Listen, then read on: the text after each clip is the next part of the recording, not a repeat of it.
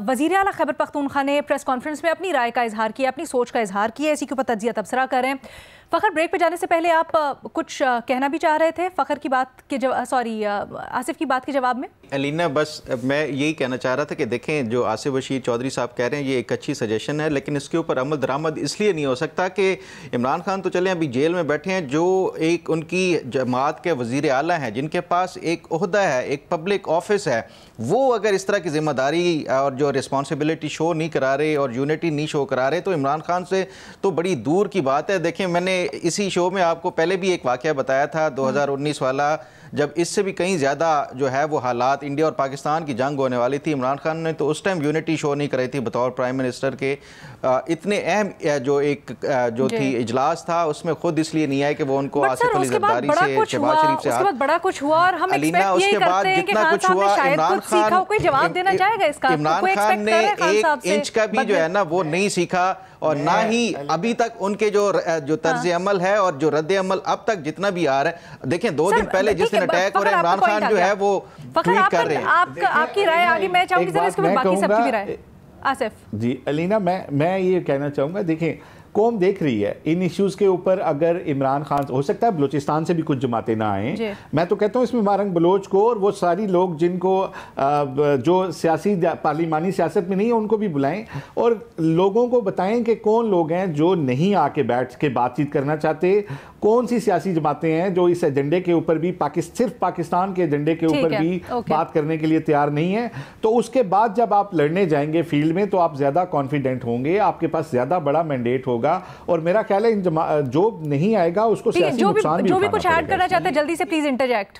सिर्फ एक बात अलीना, मैं सिर्फ एक बात, इमरान खान ने देखें अपना पॉइंट ऑफ व्यू 2 दिन पहले ट्वीट के जरिए बता दिया है कि उनका पॉइंट ऑफ व्यू क्या है। वो मौजूदा जितनी भी दहशतगर्दी है उसका जिम्मेदार वो इदारों को समझ रहे हैं, दहशतगर्दों को नहीं समझ रहे। और इमरान खान ने शायद उनकी जो पार्टी है वो उस ट्वीट से कहीं ना कहीं इजहार ला ताल्लुकी कर रही है।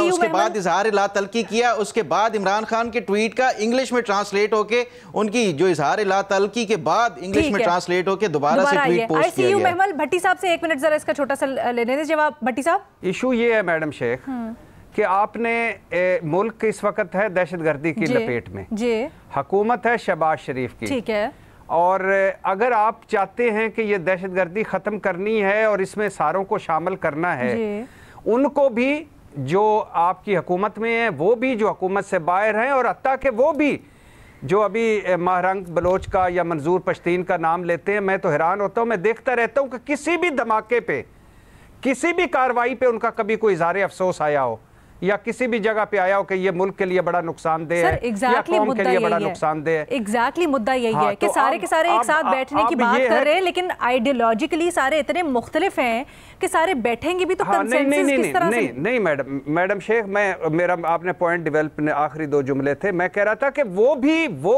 भी ये सारे है किस वजह से हैं? पाकिस्तान की वजह से। आज मुल्क को आग लगी हुई है, बाहर चले जाएं, फिर अगर कोई कहीं और नेशनलिटी मिलती है, कहीं और उनकी ज्यादा इज्जत होती है तो वहां चले जाएं, और अगर इधर रहना है तो इस मुल्क के लिए तो सारों को इकट्ठा होना पड़ेगा। महमल, देखिए अलीना, बात यह है कि पॉलिटिकल कंसेंसस जो है ना वो होनी लाजमी है, लेकिन उसके लिए एक चीज़ और भी जरूरी है कि कोई कंफ्यूज पॉलिसी ना हो। हमने जब मैं बात ये करती हूँ कि पीटीआई के दौर के अंदर जो रीसेटलमेंट और ये सारी निगोसिएशन वाली बात भी उस वक्त चली थी, ये पॉलिसी उस वक्त की इस्टेब्लिशमेंट की भी थी, ये जनरल बाजवा जनरल फैज की भी पॉलिसी थी। फिर ये पॉलिसी इस इस्टेब्लिशमेंट के साथ चेंज होगी।